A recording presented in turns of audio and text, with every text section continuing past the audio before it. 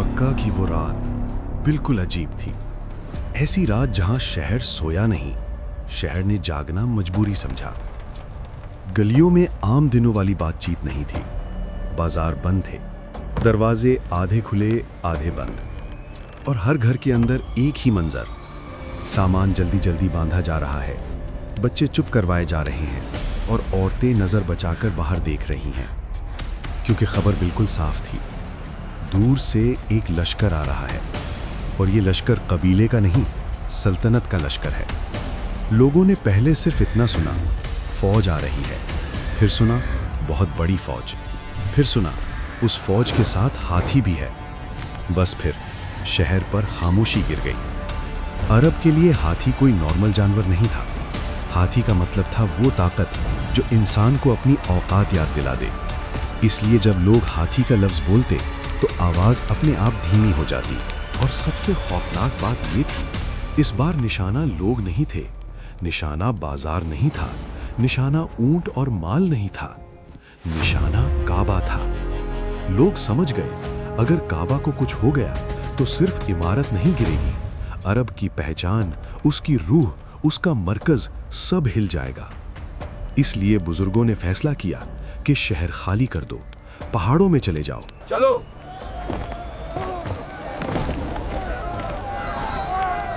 वक्त नहीं है। ये भागना नहीं था, ये एक हिकमत थी, क्योंकि मक्का के पास फौज नहीं थी। अगर सामने खड़े होते तो कत्ल होता। इसलिए अपनी जान बचाना और अल्लाह पर भरोसा करना, यही रास्ता था। रात के आखिर तक मक्का धीरे धीरे खाली हो गया, और शहर में अगर कुछ कायम था तो बस काबा। अब सोचिए, एक तरफ खाली शहर, खामोश काबा, दूसरी तरफ दहशत का लश्कर और उसके आगे हाथी। और सवाल ये नहीं था कि फौज कितनी बड़ी है, सवाल ये था कि अल्लाह अपने घर की हिफाजत कैसे करेगा।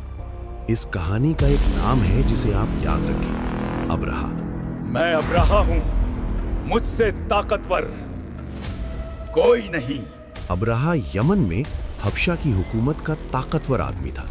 रिवायत में उसे गवर्नर भी बताया जाता है। अबरहा कोई जाहिल इंसान नहीं था। वो समझता था कि ताकत सिर्फ तलवार से नहीं चलती, ताकत मरकज से चलती है, और अरब का मरकज मक्का था। लोग काबा की वजह से मक्का आते थे। ये आना जाना इबादत भी था और तिजारत भी। काफिले गुजरते, बाजार लगते, रास्ते महफूज रहते, मक्का का स्टेटस बढ़ता। अबरहा ने सोचा, अगर मैं लोगों को मक्का से हटाकर सना ला दूं तो अरब का दिल मेरे हाथ में आ जाएगा। इसलिए उसने सना में एक बहुत बड़ी चर्च बनवाई। मकसद, लोग काबा की बजाय उधर जाएं। लेकिन जो चीज अल्लाह के लिए कायम हो, उसका मुकाबला सिर्फ इमारत से नहीं होता। लोग उधर नहीं गए, और फिर उस चर्च की तौहीन का वाकया हुआ। अबरहा का गुस्सा फट गया। जो मेरे रास्ते में खड़ा होगा वो मिटा दिया जाएगा। अब यहाँ समझने वाली बात यह है कि अबरहा का मकसद सिर्फ बदला नहीं था। उसका मकसद ये दिखाना था कि मैं तुम्हारे सबसे मुकद्दस निशान को भी खत्म कर सकता हूँ। जाओ, सबको कहो जंग की तैयारी करें।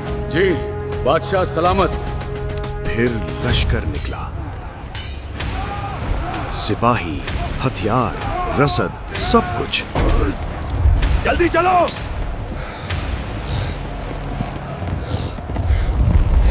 मगर सबसे पहले जो चीज चली वो खौफ था।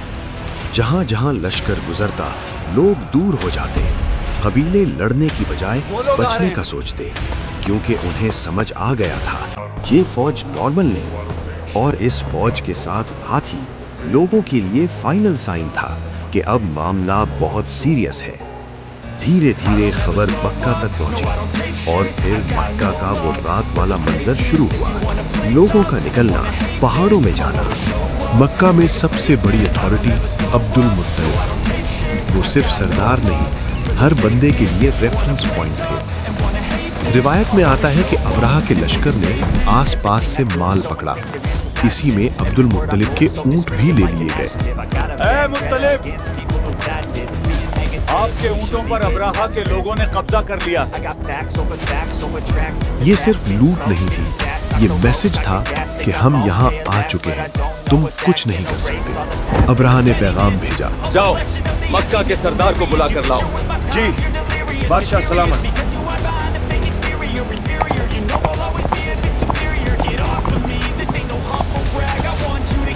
ए मुत्तलिब, आपको अब्राहा बुला रहा है। अब्राहा ने उन्हें देखा रिवायत के मुताबिक और उनके वक़ार से मुतासिर हुआ। अब्राहा ने पूछा, बोलो मक्का के सरदार, क्या चाहते हो? अब्दुल मुत्तलिब ने कहा, ए यमन के बादशाह, आपके लोग मेरे ऊंट ले गए हैं, मुझे मेरे ऊंट वापस कर दीजिए। अब्राहा हैरान हुआ, वो सोच रहा था ये काबा का जिक्र करेंगे। उसने तंज किया, मैं पूरे शहर पर चढ़ाई करने आया हूँ और ये मुझसे ऊंट मांगने आया है। ए यमन के बादशाह, मैं तो सिर्फ ऊंटों का मालिक हूँ, काबे का मालिक तो अल्लाह है। इस जुमले का मतलब ये था, हम असबाब अपनी हद तक करेंगे, जान बचाएंगे, मगर हिफाजत का फैसला अल्लाह करेगा। बस अब तुम मेरी फौज से दूर रहो और अपने ऊंट ले जाओ। अब्दुल मुत्तलिब वापस आए। अब सोचिए, जब शहर खाली होता है ना, तो हवा भी अजीब लगती है, जैसे दीवारें भी सुन रही हों। रात गुजरी, दूर लश्कर के कैंप की आवाजें, घोड़े, सिपाही, सामान, और इधर मक्का बिल्कुल खामोश, काबा खामोश। सुबह हुई, अब्राहा ने फौज को लाइन में किया, हाथी को आगे किया, मक्का बिल्कुल सामने। हुक्म आया,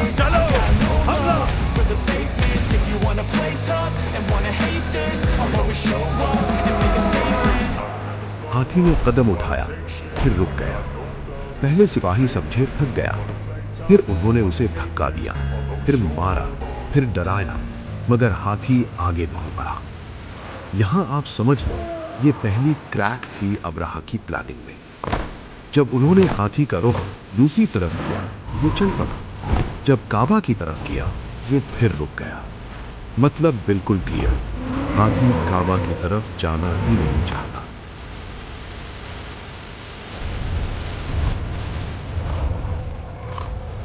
अब्राहा गुस्से में आ गया। उसने कहा, इन हाथियों को आगे ले जाओ।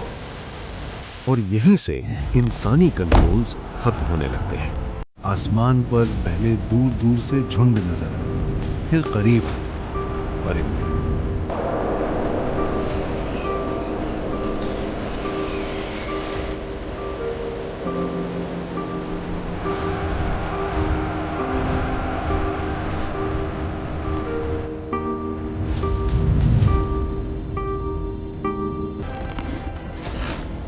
कुरान बताता है कि अल्लाह ने उन पर परिंदे भेजे जो उन पर पत्थर फेंक रहे थे।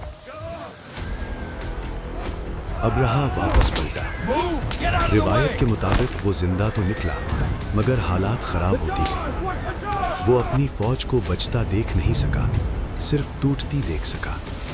और फिर उसका अंजाम आ गया। वो काबा को गिराने निकला था, मगर अल्लाह ने उसे खुद गिरा दिया। अब्राहा मर गया। जब खतरा खत्म हुआ, लोग पहाड़ों से वापस आए। वापस काबा कायम था, मक्का कायम था।